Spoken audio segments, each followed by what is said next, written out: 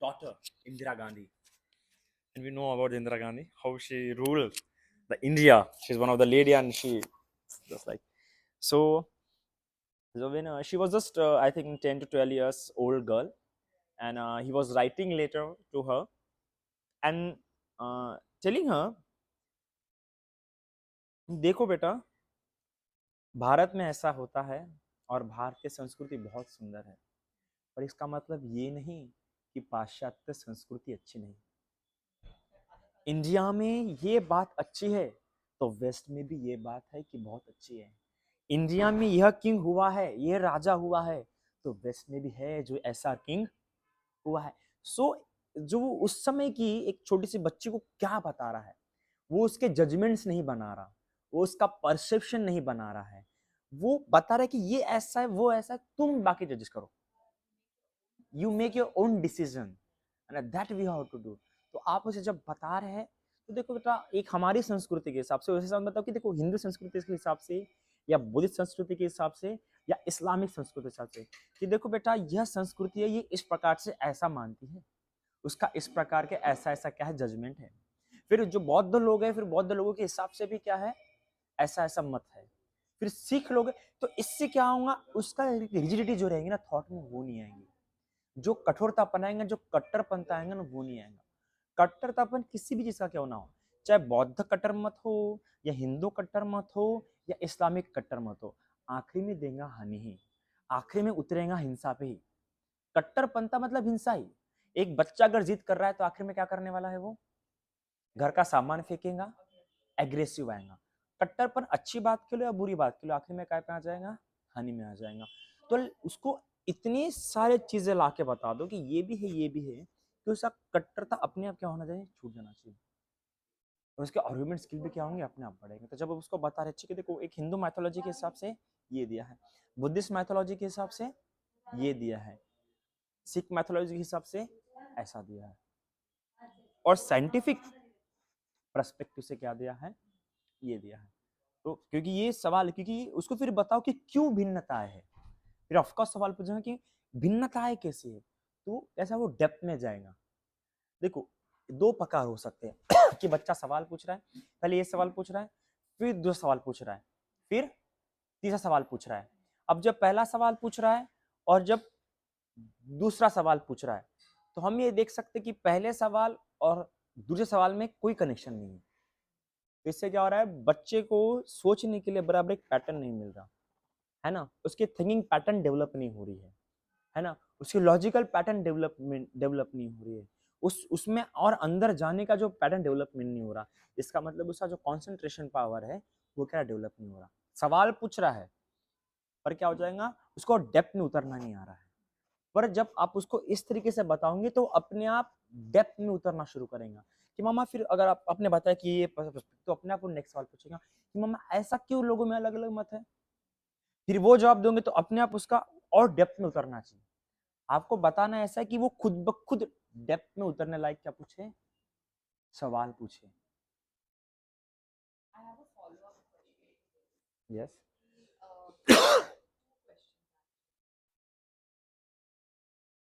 I don't know, I just try.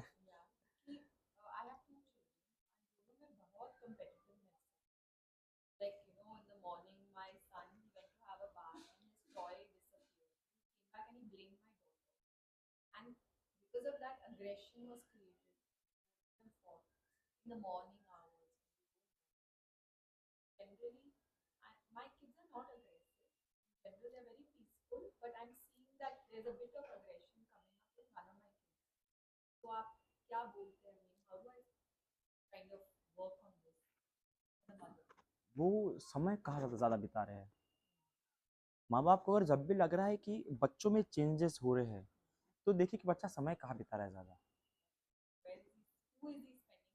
हाँ, with whom और what he is doing, है ना। तो वो ही उसके रीज होता है, या सही में अपने इमोशन तो शेयर नहीं कर पा रहा, या उसे कुछ बताना है ना। और सबसे इम्पोर्टेंट बात है, कितने बड़े क्यों ना हो जाओ, एटलीस्ट हफ्ते में 1 या 2 बार अपने पति के साथ टहलिए, अपने बच्चों के साथ टहलिए। टहलना बहुत इंपॉर्टेंट गुण है। Walking, go for a walk, या फिर पति के साथ चाय लेके बैठिए, या तो बच्चों के साथ बैठते हैं आप।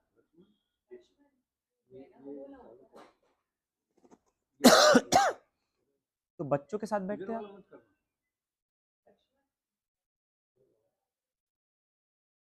बच्चों के साथ टहलते हैं। So do you have constructive time or cultivative time?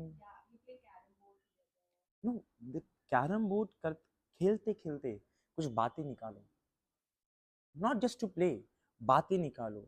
चलते चलते कुछ एकदम ऐसी कहानी बता दो, कोई छोटी सी मॉरल स्टोरी।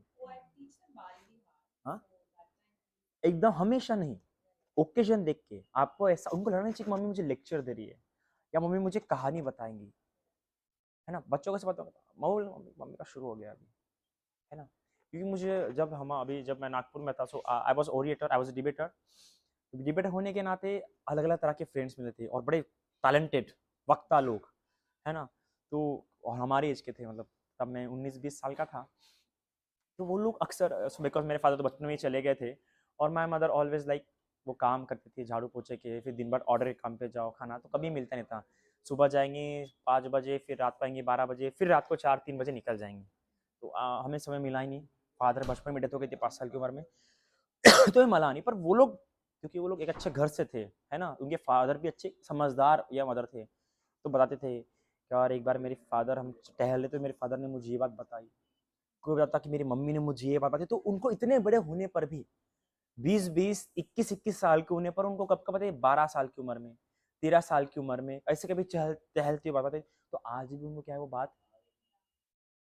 तो आपको ऐसे सिर्फ बता के नहीं बैठना है उनको, उनके साथ ऐसा कल्टिवेटिव टाइम स्पेंड करना है कि उनको कितने बड़े क्यों ना हो जाए वो उनको याद रहे।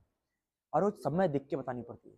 जब आपको लग रहा है कि अभी गंभीरता शुरू है, या भी लग रहा है कि ट्विस्ट का समय है, या भी लग रहा है कि समय, आपको इतना ऑब्जर्वेंट होना पड़ता है बच्चों के साथ। You can't be only playful with kids. और फ्रेंड्स अभी से नहीं बनना है। फ्रेंड की जरूरत होती है बच्चों को कब होती है, 12 साल की बात। जब आपको लगा है कि बच्चों में हार्मोनल चेंजेस हो रहे हैं, तब बच्चों को जरूरत है फ्रेंड्स की। उसके पहले एक क्या कहते हैं हम, गार्डियन जरूरत है, गार्डियंस जो उनको क्या कर सके, प्रोटेक्ट कर सके, है ना। लव चेंज होते रहता है ना। हम सभी को प्रेम चाहिए, हम सभी को प्रेम चाहिए, किसी को ऐसा नहीं, एवरीवन इज लव। बस 10 साल की उम्र तक प्रेम इस रूप में चाहिए कि कोई गार्ड कर सके, कि तुरंत किसी ने मारा तो मम्मी के पास दौड़ते हैं, मम्मी इसने मुझे मारा। इस रूप में चाहिए ना बच्चे को प्रेम। खेलने वाला लव नहीं चाहिए इस रूप में, मम्मी के पास, मम्मी इसने मुझे मारा, मम्मी मम्मी ये मुझे सता रहा है मम्मी। और बच्चे को ऐसा ही होता है ना, उस वाले बच्चा ऐसा ही होता है ना।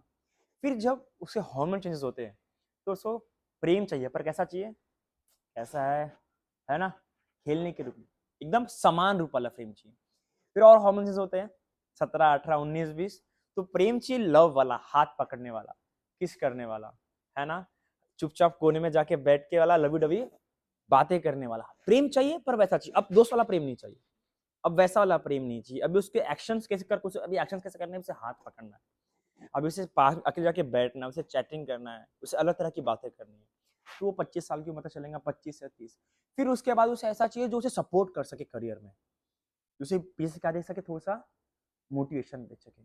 फिर उसके बाद कैसा चाहिए, एक स्टेबल लव चाहिए, ये भी स्टेबिलिटी। अभी वो सब नहीं करना, चैटिंग शूटिंग नहीं करना, अभी तो बस क्या, शाम को घर में आ सको, थोड़ा सा अपनी पत्नी का चेहरा देख सको, बातें आराम से रह सको। फिर 35 साल की उम्र के बाद उसे प्रेम चाहिए, तो अपने से बच्चों के रूप में प्रेम चाहिए, पत्नी के रूप में नहीं चाहिए उसे प्रेम, जिसको गोदी में ले सके, वो बाहर लेके घुमा सके, लाड़ कर सके। फिर 40 साल 50 साल के उसे प्रेम चाहिए, तो नाती के रूप में प्रेम चाहिए, जो अपना बचपना उसमें, तो सभी इसमें लव चाहिए, पर अलग अलग एक्सप्रेशन चाहिए। What is the love, love is just expression, even everything. Anger is expression, sex is expression, everything is expression. हाँ, वो बाहर निकल आता है, एक्सप्रेस, उसे कुछ भी अंदर दब रहा है, वो फिर एक्सप्रेस करता है। वो शब्दों में एक्सप्रेस कर सकता है, कोई हाथों से एक्सप्रेस कर सकता है। फ्रस्ट्रेशन है, कुछ अंदर दब रहा है, वो कुछ चाहता था कि ऐसा हो, वैसा नहीं हो रहा है। First of all we have to see कि वो एग्रेशन किस रूप में किस कारण डेवलप हो रहा है। बच्चों के कारण क्या वो अपना इमोशन शेयर नहीं कर पा रहा है, या उसके दोस्तों में डिस्प्यूट है, या उसको वैसा कंफर्ट नहीं मिल पा रहा है, या वो गलत रास्ते पे लग चुका है, या फोन के कारण हो रहा है, या उसकी गर्लफ्रेंड के कारण हो रहा है। आजकल के छोटे छोटे बच्चों की गर्लफ्रेंड्स होते हैं, and you have to accept that things. तुम्हारी है क्या? मम्मी पीछे है इसलिए? नहीं, मेरे इधर है। मेरे इलाके में है। मेरे इलाके में 2 ट्विंस बच्चे हैं। उसने पता मेरी गर्लफ्रेंड का नाम क्या सेव किया? भंते जी। कैन यू बिलीव दैट कि उसने एक भंते जी सामने सेव करके रखा। तो मम्मी भंते जी का कॉल आया है, तो जब भंते जी का मिस कॉल है तो फिर मुझे कॉल कर, मैंने कोई मिस कॉल नहीं किया। तो कुछ वजह से मार्क्स होते। तो आपको ये भी देखना है कि क्या मेरा बच्चा कनिंग तो नहीं हो रहा है, क्या मेरा बच्चा दिखावे में तो नहीं जा रहा है। You have to show. और इस सब के लिए आपको 2 चीजों की हेल्प लेनी है ना? You have to take help. एक तो आपको पीडियाट्रिशियन की हेल्प लीजिए, पीडियाट्रिशियन या फिर चाइल्ड साइकोलॉजिस्ट। इन दोनों के साथ जब भी अगर आपको समझ रहा है कि क्या करना है, इनसे शेयर कीजिए कि मेरा बच्चा ऐसा बिहेव कर रहा है, उसमें चेंजेस हो रहा है। वो आपको कुछ ना कंसल्ट करेगा। आज का ज़माना ऐसा नहीं कि हम गुस्से से दिखा दें, कि डाँट के दिखा दें, फटकार के दिखा दें। आज फ्रीडम ज़्यादा है। फ्रीडम ज़्यादा होने के कारण बच्चे खुद होके एक्शन ले सकते हैं। पहले फ्रीडम नहीं थी। तो जब फ्रीडम बढ़ती है तो पॉसिबिलिटीज़, प्रोबेबिलिटीज़ बढ़ जाती है। You have to understand that. तो इसके लिए मैंने अजिंक्य जी को एक किताब दी है, आप वो किताब लीजिए। Where is your mind? हाँ? It's okay, but you should pay respect. और आप मुझे रिस्पेक्ट नहीं देंगे तो फिर आपके बच्चे आपको रिस्पेक्ट नहीं देंगे, है ना? अगर आप मेरी बात नहीं सुन सकते, आप बच्चे की अपेक्षा नहीं कर सकते आपके बच्चे भी आपकी बात सुने। बुरा मत मानिएगा। ओके। सो मैंने उनको एक किताब दी है, तो आप उनसे जेरोक्स निकाल लीजिए, फिर अगर आपको मिलती है तो वो ऑर्डर कर लीजिए, द जियोग्राफी ऑफ थॉट्स। हाँ, thoughts, thoughts, geography of thoughts. तो उसमें कैसे थॉट्स अलग अलग इम्पैक्ट, और कैसे सोशली हम ग्रोन अप होता है, कैसे सोशली हम पे इम्पैक्ट डालता है। इवन एक सिंपल सा अगर एक एड भी अगर बनती है किसी नेशन में, तो उस एड के कल्चर को दर्शाती है वो, कि वहाँ की मेंटालिटी कैसी है। तो उसमें काफ़ी अच्छी है वो, तो काफ़ी अच्छा होगा। तो आप ये दीजिए कि आप पीडियाट्रिशियंस या काउंसलर या चाइल्ड साइकोलॉजिस्ट की हेल्प लीजिए। हर चीज़ में आपको थोड़ा सा ये परिवर्तन दिख रहा है, आप प्लीज़ हेल्प लीजिए। क्योंकि जितनी बड़ी स्कूल में बच्चा पढ़ रहा है, उतना ज़्यादा बिगड़ने के चांसेस बढ़ जाते हैं। आप ये बात तो मानते होंगे? जितनी बड़ी स्कूल में बच्चा पढ़ता है, उतने बिगड़ने के चांसेस बढ़ जाते हैं। जितना बंद कमरे में वो रहता है, उतना उसका एग्रेसिवनेस बढ़ जाता है। दोस्त में जितना कम रहेगा, उतनी वो जोक को समझ नहीं पाएगा और तुरंत गुस्सा हो जाएगा। ये कुछ सिंपल बातें होती है लाइफ की। फिर आपको वो अपने आप सलाह मशवरा देगा। वो आपको बता सकता है कि इसकी फुटबॉल क्लास लगाओ, ये क्लास लगाओ। अगर बच्चे में चिड़चिड़ापन बढ़ रहा है, तो उसका कोई ऐसी क्लास लगा दो जिसके कारण उसकी एनर्जी वहाँ लूज हो जाए, है ना? उसकी एनर्जी वहाँ लूज हो जाएगी, उसकी एनर्जी वहाँ निकले, उसका एग्रेशन थोड़ा कम हो जाएगा। कभी कभार भाई बहनों में इसलिए झगड़ा होता है कि कई का गुस्सा कहीं निकलता है, क्योंकि आपस में प्रेम होता है, आपस में होता है कि भाई अपना भाई बहन अपना बहन यहाँ पे गुस्सा निकाल सकते हैं, बाहर गुस्सा नहीं निकाल सकते। तो कभी कभार हमको लगता है कि क्या इनमें डिस्प्यूट हुआ है, कभी कभार बाहर के डिस्प्यूट अंदर निकल जाते हैं। कई सारे रीजन हो सकते हैं, पर हमारा नॉलेज या हमारा कॉज और इफेक्ट को उतना पकड़ ना होने का हम ठीक कॉज नहीं सोच पाते और कुछ और हो जाता है। इसलिए सलाह मशवरा बहुत लोगों से लीजिए। डिसीजन अगर आप चाहते हैं कि आपका निर्णय अच्छा हो, तो if you want to take a good decision, ज़्यादा से ज़्यादा लोगों से सलाह मशवरा लीजिए। तो आपका अच्छा क्या होगा, निर्णय होगा, क्योंकि आपका नॉलेज बढ़ जाएगा। क्योंकि मैंने उस दिन कहा, उनको ही बताया कि सबसे बड़ी समस्या अगर आज की सदी का कोई है, सबसे बड़ा प्रश्न अगर आज के सदी का कोई है, तो बच्चों को पाले कैसे। आप सब कर सकते हो, आज के ज़माने में पैसा कमाना आसान है, आज के समय में मेरे को घर खरीदना, हर चीज़ आसान है, पर एक चीज़ जो सबसे कठिन है, वो बच्चों को पाले कैसे। क्योंकि मैं एक मंक हूँ, मैंने घाट घाट का पानी पिया, सरल भाषा में कहूँ तो। मैं सबसे ज़्यादा घरों में जाता हूँ, और हर घर में मुझे यही कहते हैं, बंती जी ये ले घेऊन जा, इसको लेके जाइए, मुझे ज़्यादा इसको लेके चाहिए। और जो उनके काम का नहीं, वही हमें दे रहे हैं। जो जो लाड़ का बच्चा होगा, जो सबसे प्रिय बच्चा होगा, जो आज्ञाकारी बच्चा होगा, जो सुनता होगा, वो नहीं देंगे। जो नहीं सुनता, भाई जो तुम्हारे काम का नहीं, हमारे किस काम का होगा। हर 90% घर में जब गया तो ये लेके जाओ इसको, ये हमारे किसी काम का नहीं।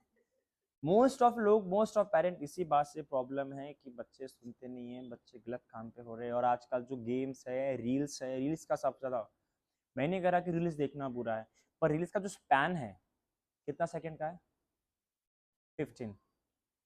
15 से 30 सेकंड है। अभी हम सभी को पता है कि एल्गोरिदम्स चलता है वो, है ना। एल्गोरिदम होने पर हम जो देखना चाहते हैं वही दिखाता है, पर फिर भी हम उस 15 सेकंड की रील को ही तुरंत देखते हैं, तुरंत चेंज कर देते हैं। तो हमें कितना एग्रेसिव आएंगे आप खुद सोच सकते हैं कि अब मेरा पेशेंस कितना कम होते जा रहा है ना। फिर गेम्स वगैरह, गेम्स तो सबसे बुरा होता है। तो ये सारी बातें आज बिगाड़ने के लिए उनके हाथों के पास चीजें हैं, उनके उनके हाथों के पास आ रही है। हम क्योंकि मेरा खुद साइकोलॉजी में हुआ है ग्रेजुएशन, उधर से आने के बाद मेरा एमए करूंगा साइकोलॉजी में। तो हमारी जो टीचर थी, she was a best teacher, so good teacher, उनका स्वभाव वगैरह इतना प्यारा था। तो उनको भी 2 बेटियां है ना। वो खुद साइकोलॉजिस्ट और एक अच्छी जानी मानी साइकोलॉजिस्ट है। तो उसके बच्चों में थोड़ा सा भी उसको कुछ परिवर्तन दिखेगा। तो एक बार क्या हुआ कि उसने अपने बच्चे में एक स्वभाव नोटिस की। वो अपने बच्चों को observe, you have to observe your kids, है ना। तो उसने अपने बच्चे को ऑब्जर्व की। कैसा ऑब्जर्व की कि उसने देखी कि मेरी बच्ची आजकल जो भी चीज़ करेंगी पहले साफ करेंगी फिर बैठेंगी, है ना।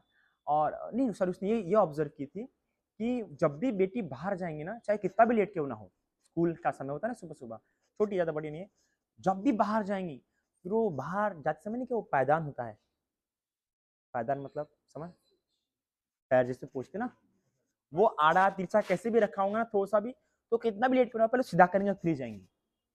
कैसे भी क्यों ना रखा हो, इधर उधर वो कितना भी लेट क्यों ना हो, पहले सीधा करेंगे और फिर जाएंगे। उसने ऑब्जर्व की।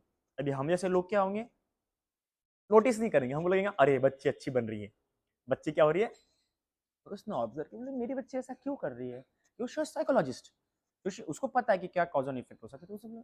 तो समझ, even though she is psychologist, वो समझ में ना कि उसने ये बात नोटिस की कि वो कर रही है, और वो समझ में कि ऐसा क्यों कर रही है, तभी खुद क्या है वो साइकोलॉजिस्ट है। तो उसने उसके पीडियाट्रिशियन को कॉल लगाई, मतलब उन बच्चों के लिए जो उसने बचपन जो काउंसल कर रही है उन बच्चों, देखो खुद साइकोलॉजिस्ट होने पर भी उसने उनके लिए क्या रखी, अलग से पीडियाट्रिशियन रखी। उसने कॉल लगा, उसने बताया कि मेरी बच्ची ऐसा कर रही है, वो कितना भी लेट क्यों ना हो स्कूल को जाते समय, कहीं जाते समय वो पायदान को बराबर सीधा करके ही जाएंगे।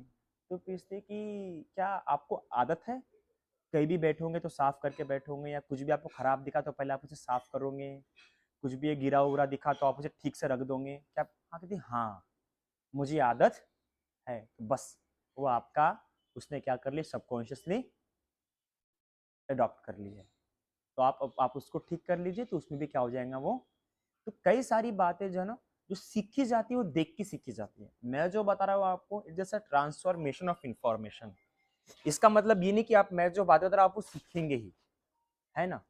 ये जैसे ट्रांसफॉर्मेशन इंफॉर्मेशन, पर वो जो रहेगा, जो आपकी बेटी आपको देख रही है वो सीख सकता है। शायद से ऐसा हो सकता है कि आप भी छोटी वाली पे चिल्लाते होंगे, ऐसा होता होगा, या ऐसा होता होगा जिसपे वो आपका बड़ा बेटा चिल्लाता है क्या छोटी बहन पे।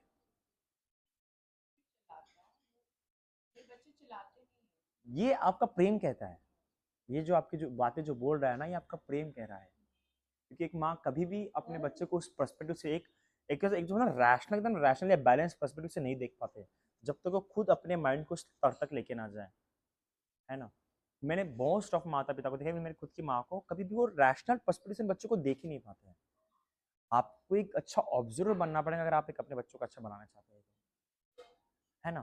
तो ऐसा होता है कि बाकी लोग चिल्लाते होंगे उस पर, शायद से इस, मैं बस एक पॉसिबिलिटी बता रहा हूँ, एक प्रोबेबिलिटी बता रहा हूँ कि शायद ऐसा होता है कि बाकी लोग चिल्लाते होंगे इसलिए वो भी अपना गुस्सा उस पर चलाता होगा वगैरह, तू या बाकी लोग दोष देते होंगे उसको, या आपस में जब आप लोग बात करते होंगे तो उसके बारे में ज़्यादा बातें करते होंगे वगैरह वगैरह।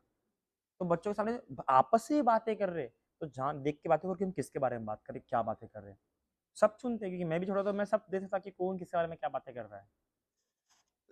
तो हमारी मैडम उसने पीडियाट्रिशियन से पूछी, तो वे खुद साइकोलॉजिस्ट होने पर, तो इस प्रकार हमने ठीक प्रकार से क्या काउंसलर रखना चाहिए। अगर आप, उतना है, अगर आप में है वो सामर्थ्य, तो if you are economically stable so you do, क्योंकि आखिर में बच्चे संपत्ति हमारी, है ना। और क्या संपत्ति है, न्याती संपत्ति होती है। तो इस प्रकार से बातें होती है, इस प्रकार जानना पड़ता है, इस प्रकार करना पड़ता है। हम क्या करते हैं कि मैंने देखा एक मिडिल क्लास फैमिली वगैरह है, जो भी है, हम सोचते हैं कि एक बड़ा स्कूल में अगर बच्चा गया तो सब हो जाएगा काम, और मोस्ट ऑफ पेरेंट्स क्या करते हैं, बड़े स्कूल में पैसा खर्च करते हैं। पर मेरा एक ओरिएटर फ्रेंड था, काफ़ी अच्छा ओरिएटर फ्रेंड था वो, he was a Maharashtra level champion orator, और कई सारे कॉम्पिटिशन जीता है वो, कई सारे कॉम्पिटिशन। मैं तो कुछ भी नहीं उन सबके सामने में, तो वो लोग बहुत सारे कॉम्पिटिशन जीते हैं। वैसे में एक बार अभी अब ये वक्ता लोग जब बैठते हैं तो बहुत अलग बातें होती है, और वक्ताओं के बीच में बैठना मतलब सही में यू आर सो लकी। वक्ताओं के बीच में बैठना, भंते लोगों के बीच में बैठना, या चर्चाओं में चर्चा चल रही है कुछ लोगों की और उसके बीच में बैठना, इट्स लकी ऑस्पिशियस मोमेंट। तो हम लोग बैठे हुए थे, ऐसी बातें चली, तो फिर ऐसे बोले, साहेब म्हणे मी आपला मुला खूप शिकवीन म्हणे, खूप शिकवीन। तो मैं समझ गया ये वक्ता है, तो शब्दों का अर्थ मैं समझ गया, पर फिर भी उसने एक्सप्लेन किया, खूप शिकवीन म्हणजे हे नाही की मोठ्या शाळेत टाकणार, खूप शिकवीन म्हणजे हे नहीं कि मोठा, खूब सीखना मतलब बहुत खूब सीखना मतलब उसे अच्छा पढ़ाऊंगा, पर बड़े स्कूल डाल के नहीं, नॉर्मल स्कूल में डालूंगा पर अच्छा पढ़ाऊंगा। क्योंकि आप देखिए मोस्ट ऑफ जो पहले के हैं वो नॉर्मल स्कूल से बने हैं, पर आज IAS अफसर, APJ अब्दुल कलाम वगैरह बने हैं, है ना। तो बड़े स्कूल में जाने से कोई बड़ा नहीं होता है, एक्सपीरियंस कैसे आते हो उसको कहा जाके वैसे आते हैं, फिर वो एक्सपीरियंस से भी कोई बड़ा नहीं होता है, एक्सपीरियंस को एनालिस कैसे करता है उससे तय होगा कितना बड़ा है वो। और वो एनालिसिस करना हमें नहीं, हमें जजमेंट नहीं देना उसे कि ये बुरा है, हमें उसको नॉलेज ऐसा देना है कि वो खुद जज कर सके, है ना। हमें क्या बताना है कि लड़का बुरा है लड़का अच्छा, हमें नहीं सिखाना है, वो खुद जज कर सके कि क्या बुरा है क्या है।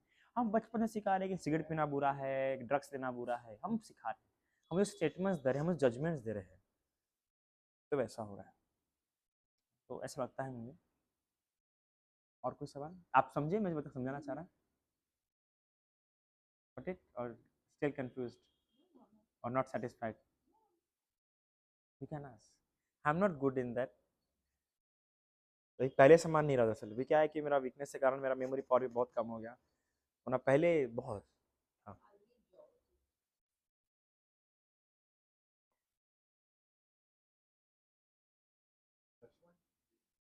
रीडिंग पेरेंट्स को बहुत पढ़ना पड़ेगा आज के समय में, आज आज के पेरेंट्स को बहुत स्मार्ट होना पड़ेगा, बहुत दूर हो जाएगा। यहाँ पे प्लेट रखिए ना, प्लेट वरना टेबल यहाँ रखिए।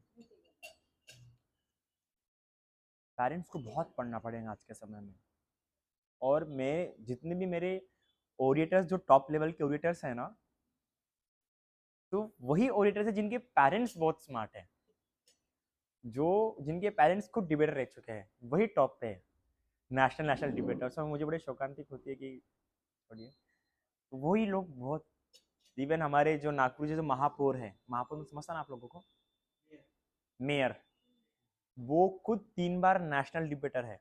अब उनका बेटा भी जीत गया, उनकी बेटी भी जीत गई, और जब हमारे इंटर यूनिवर्सिटीज इंटर कॉलेज होते थे डिबेट कॉम्पिटिशन, वो आया अत तिवारी, बाप पिता का नाम था दयाशंकर तिवारी, बेटे का नाम है अत तिवारी, वो भी हमारी एज का था।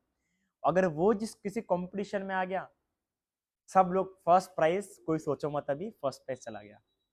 और उन दोनों भाई बहन अत तिवारी इति तिवारी, दोनों भाई बहन के शब्द संचय इतनी शुद्ध हिंदी, इंग्लिश भी अच्छी है, वो दोनों लैंग्वेज को, तीनों लैंग्वेज को ओरिएटर है। अभी आपको बता दें हम, एक ओरिएटर कोई भी एक लैंग्वेज में अच्छा हो सकता है। अगर आप बोले तो मैं हिंदी ओरिएटर हूँ, आप मुझसे मराठी में बोलो भाषण देने के लिए, प्रश्न देने नहीं दे पाऊंगा, पर आप मुझसे हिंदी में बोलो तो मैं दे पाऊंगा हिंदी में अच्छे से अच्छा। अब मैं जो शैली दे रहा हूँ, ये शैली प्रवचन की शैली है। अब शैली में भी अंतर होते हैं, वक्ताओं की शैली अलग होती है। अगर आप मुझे डिबेट कॉम्पिटिशन में देखेंगे तब मेरी शैली अलग होगी, अगर आप मुझे पोएम में देखेंगे तब मेरी शैली अलग होगी। मैंने एक बार मेरे पोएम का डाला भी था ग्रुप में, है ना। मेरी पोएम देने की शैली अलग है ना।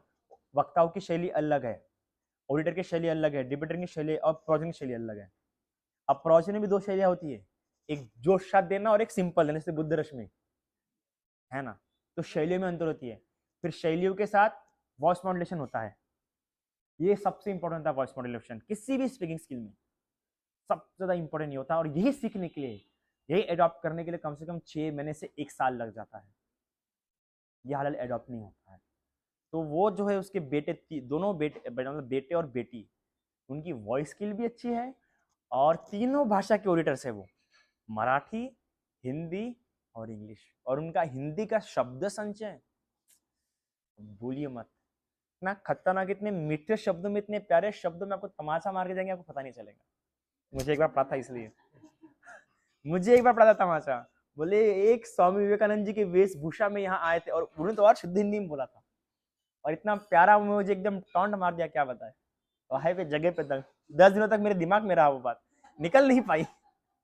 याद है कि शब्दों का तमाचा सबसे खतरनाक तमाचा होता है और उसमें भी शुद्ध भाषा का तमाचा। आप कभी किसी के पास सुनोगे ना तो बाप रे बाप 10 दिन आराम से सो नहीं पाओगे।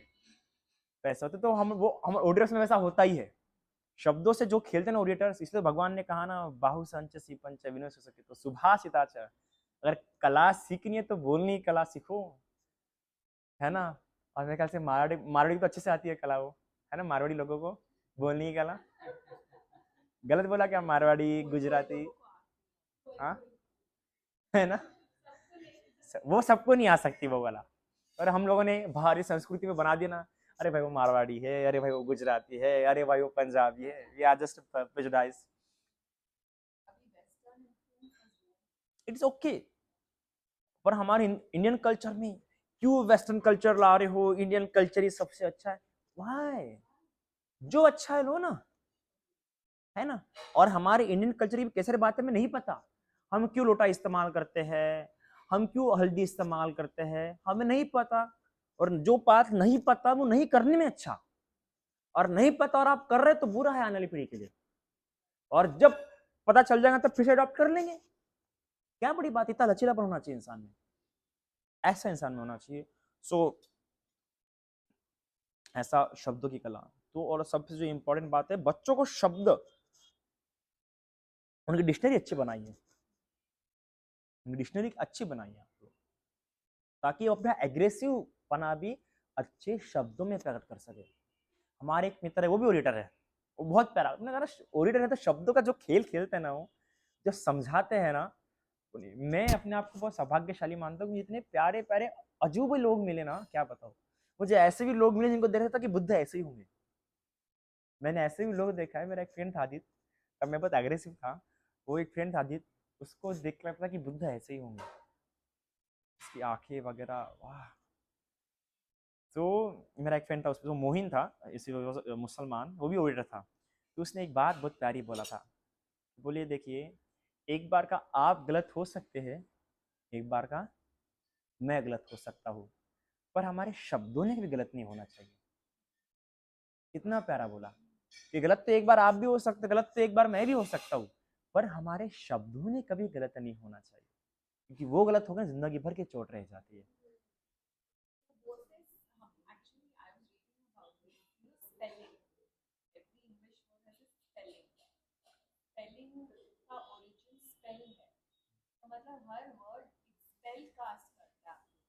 यस, मंत्र टाइप, या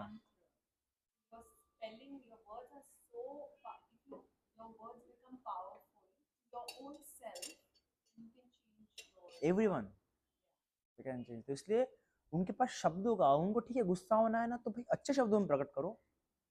गुस्सा करना कोई गलत बात नहीं है। बुद्ध को भी तो, बुद्ध गुस्सा नहीं आता, हमेशा नहीं था बुद्ध गुस्सा हुआ, पर बुद्ध को पता है कुछ शब्द डांट के सुधारनी पड़ती है। तो बुद्ध बोले कि मूर्ख पुरुष, तुम्हें इतना भी नहीं समझता। मूर्ख पुरुष मतलब मूर्ख व्यक्ति, तुम्हें इतना भी नहीं समझता। कहीं पर डांटना जरूरी है, पर शब्दों की सीमा नहीं लानी चाहिए इंसान में, शब्दों की सीमा बरकरार। तो इससे इंसान अपनी सीमा के प्रति अलर्ट होता है। जो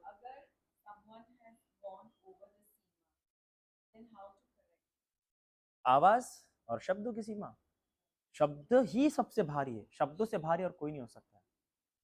और अगर वो नहीं होता तो आपकी प्रसन्नता ऐसे में कुछ दूर हो जाओ, वरना वो आपको मूर्ख बना देगा।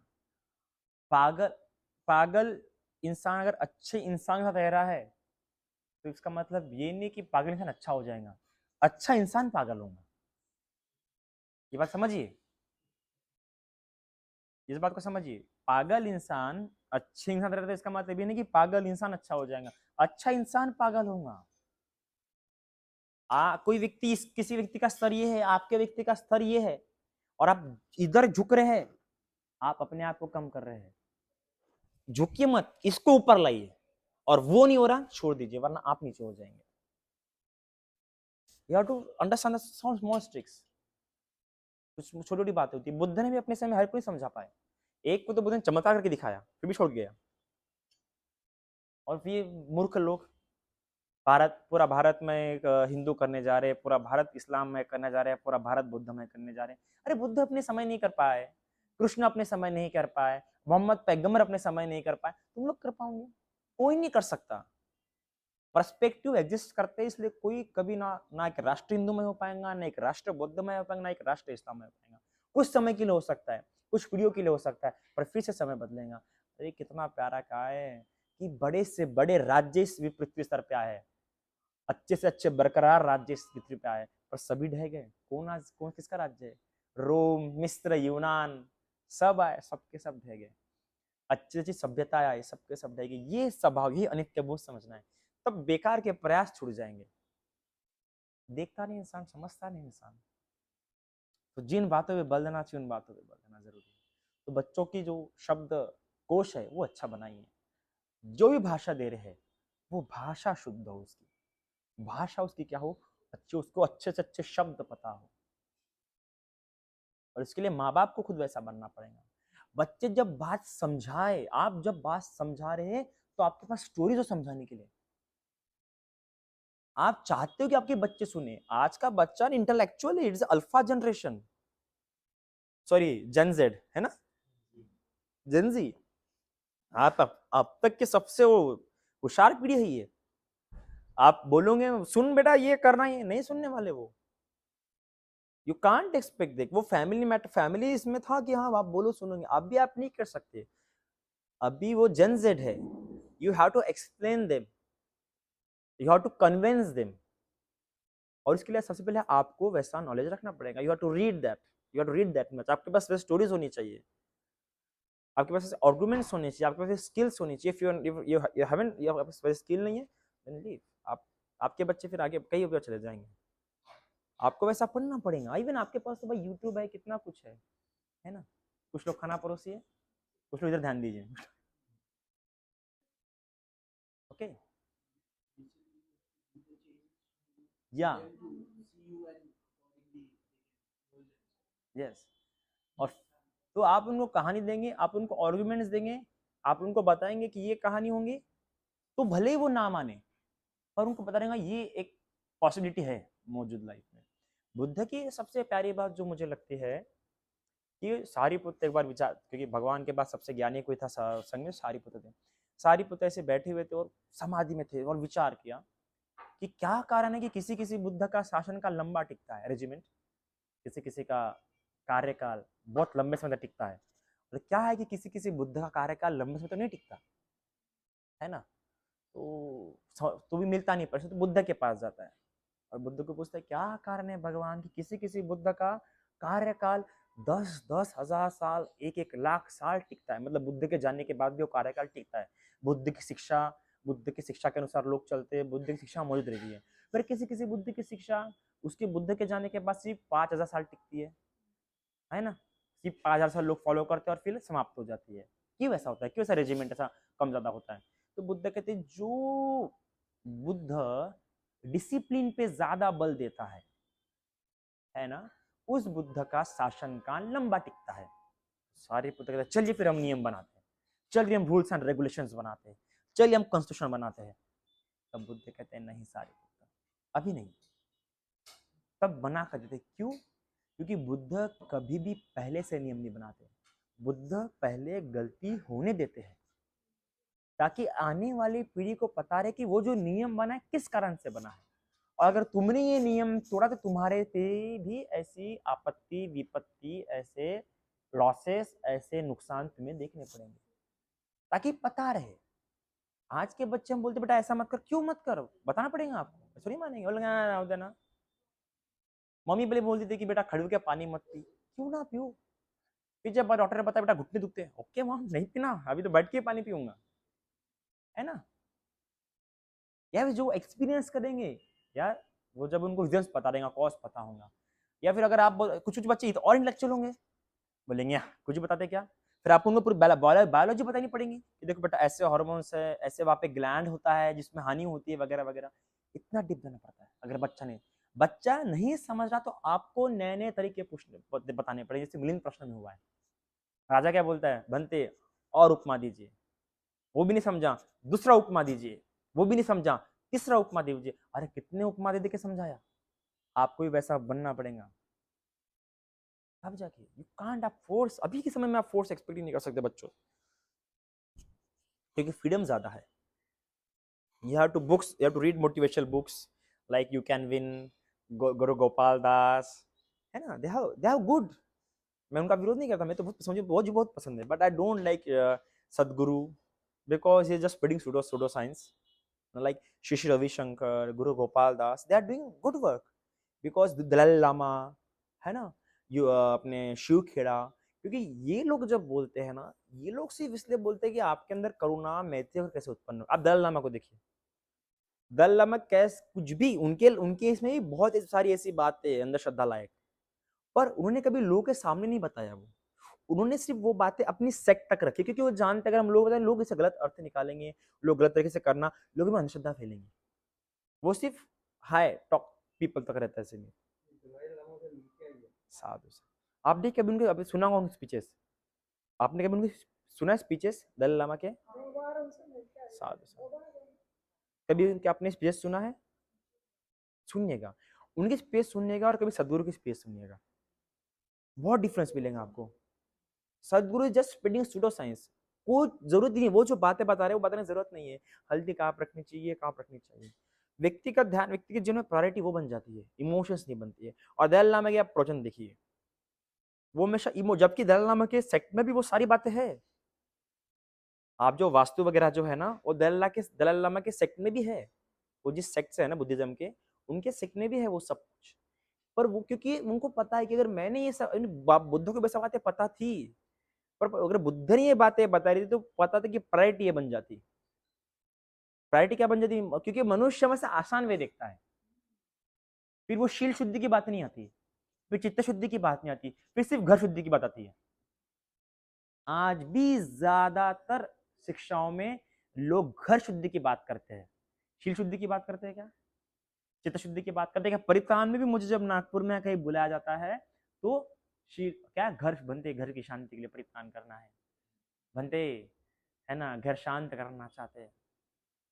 मुझे कोई नहीं बोलता बनते मुझे शील शुद्ध करना है, बनते जी मुझे प्रेरणा भरनी है, मन में मोटिवेशन चाहिए, बनते जी मुझे चित्त शुद्ध करना है ना, ये नहीं। तो इसलिए मैं मुझे अभी तो मुझे नागपुर में इसलिए मुझे प्रोसेसिंग के लिए बुलाता है, मुझसे कोई एक्सपेक्टेशन रखता है नहीं। हाँ, जिस अगर बहुत प्रॉब्लम होगी फिर मैं खुद दिखता हूँ, पर ऐसा नहीं। सो ये है, क्योंकि व्यक्ति सिर्फ इन सब बातों पर आ जाता है, उसका प्रायोरिटी ये सारी बातें बन जाती है। तो इसलिए मैं पढ़ाना उनको ऐसा आना, समझाना उनको ऐसा, उनको नॉलेज ऐसा देना है। एक बार व्यक्ति जैसी बातें सुनना शुरू करता है वैसी बातों से भर जाता है। इसलिए आपको इन बातों में भी ध्यान रखना होगा कि बच्चा क्या सुन रहा है। देखिए उसकी यूट्यूब हिस्ट्री, जो उसका एल्गोरिदम किस दिशा में जा रहा है, यूट्यूब का एल्गोरिदम, इंस्टा का एल्गोरिदम, उसके एल्गोरिदम को आप खुद होकर सेट कीजिए। तो इतना कर रहा है, क्योंकि आज का बच्चा जेन जेड है, अगर कुछ भी करेगा तो सबसे हटके करेगा। एक फिलोसोफर थे रजनीश, वो प्यारा कहते थे कि हर आने वाली पीढ़ी अपनी पुरानी पीढ़ी से 10 गुना होशियार रहती है, बस प्रज्ञावान नहीं रहती है उनके पास।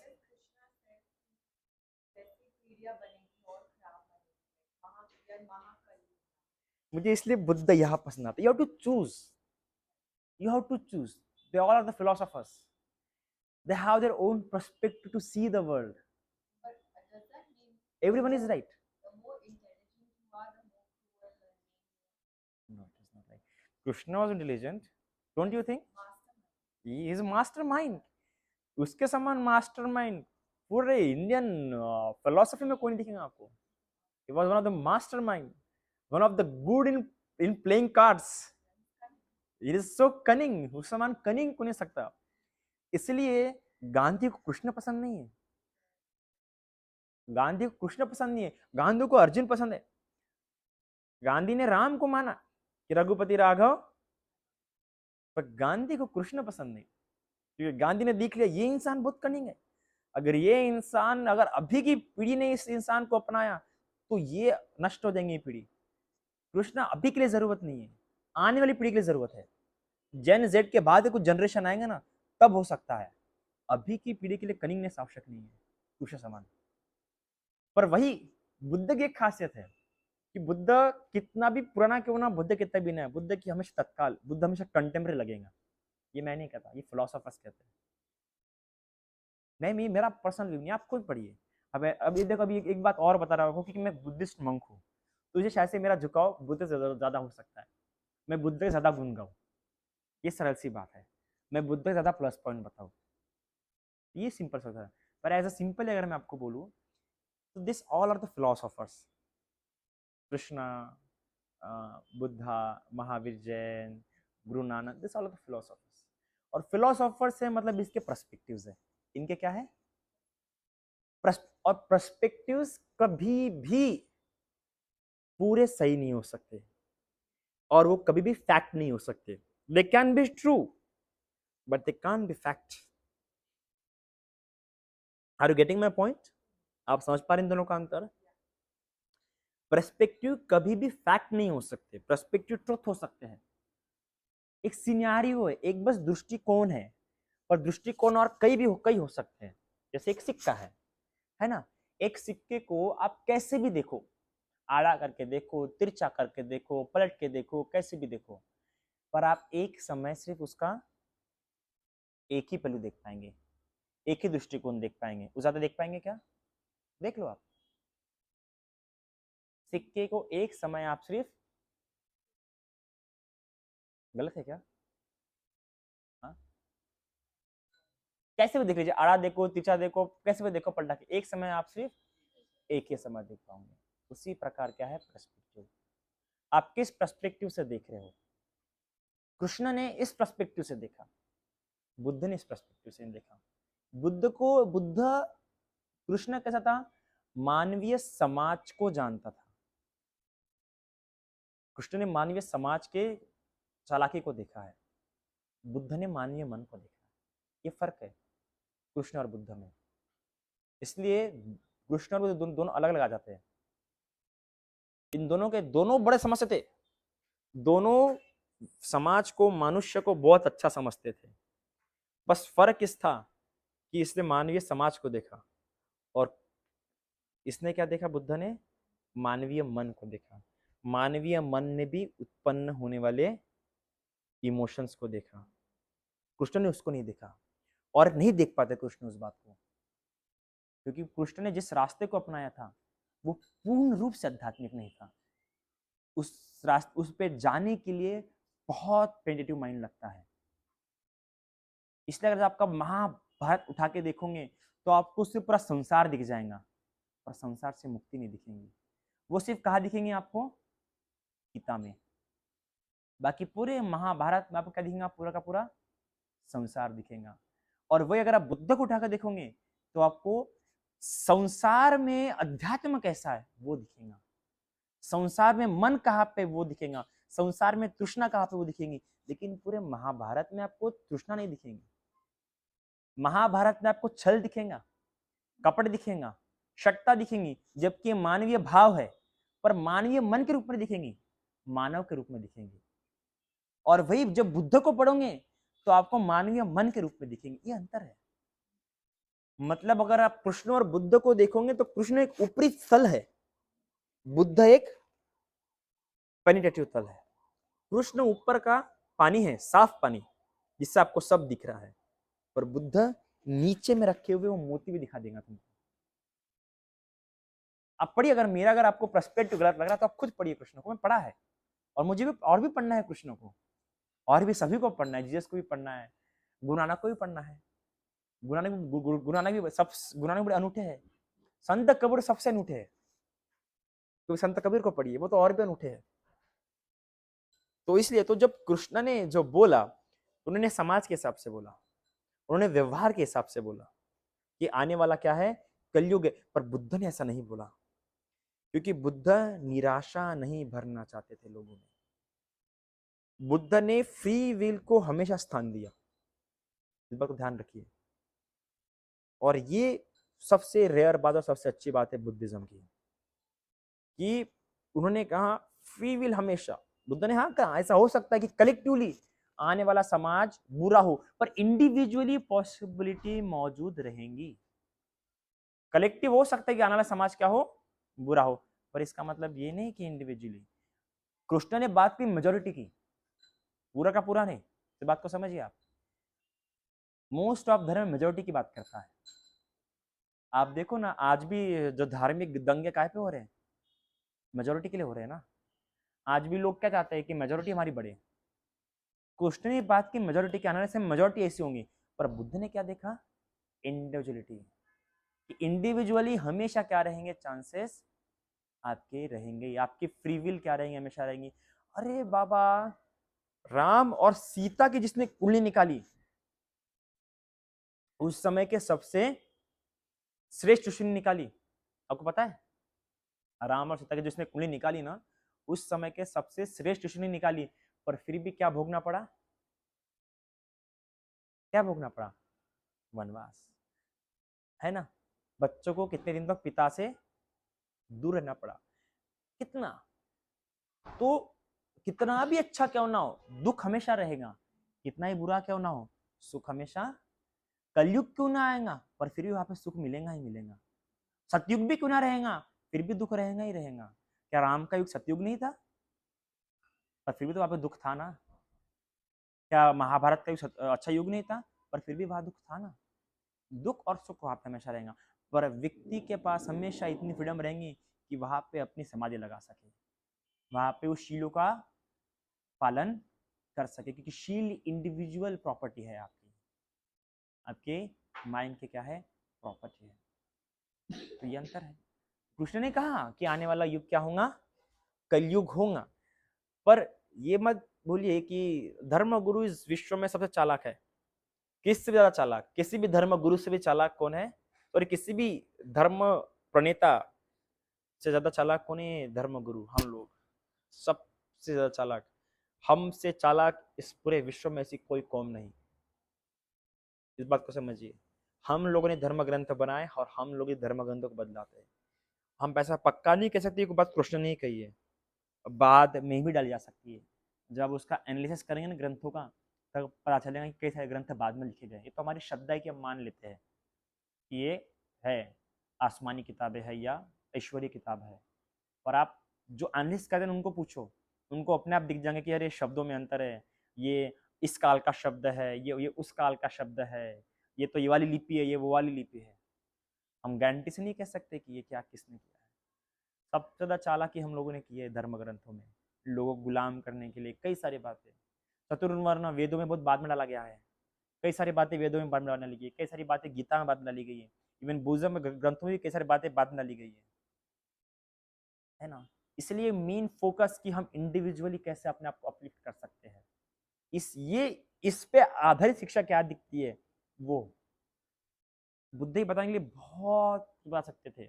बुद्ध ने कहा भी ना, एक बार क्या हुआ, बुद्ध ने एक ऐसे इसमें थे जंगल में, है ना, तो उसमें से एक वृक्ष के पत्तियां तोड़े और हाथ में पकड़े और पूछे कि भिक्षुओं, मेरे हाथ में जो पत्ते, दो तीन पत्तियां पकड़े, मेरे हाथ में जो पत्तियां है वो ज्यादा है या इस पूरे जंगल में जो इन पेड़ों पे जो पत्तियां लगे हैं वो ज्यादा है। तो कहते हैं भिक्षु बताइए कौन सी ज्यादा है, जो है वो ज्यादा है, आपके जो है उसके मुकाबले 1% बोल, ठीक उसी प्रकार मैंने तुम्हें जितना बताया है इतना है, बाकी मुझे पता इतना कुछ है, बाकी मुझे पता, क्योंकि उनके पास ऐसा सिस्टम था देखने का, अध्यात्म का, तो इसलिए उनको पता बहुत कुछ था, पर बुद्ध ने उतना ही बताया। अगर आप दिग्गज का पहला ब्रह्म सूत्र पढ़ोगे तो साफ साफ पता चलेगा कि बुद्ध को कितनी सारी विद्याएं पता थी, कितनी सारी विद्याएं बताई थी। जब बुद्ध से लोगों ने आके सवाल पूछे और बुद्ध ने जवाब दिया, तब पता लगता है कि बुद्ध कितने पारंगत थे। जिसने कविताओं में पूछा, भगवान ने उसे कविताओं में जवाब दिया। जिसने पहेली में पूछा, भगवान ने उसको पहेलियों में जवाब दिया। जिसने जिसने इसे विस्तार में पूछा, भगवान ने उसको विस्तार में जवाब दिया। जिसने संक्षिप्त में पूछा, भगवान ने उसको संक्षिप्त में जवाब दिया। जिसे चमत्कार बोला, भगवान ने उसे चमत्कार में जवाब दिया। ओह, तो ये भगवान, तो उससे पता चलता है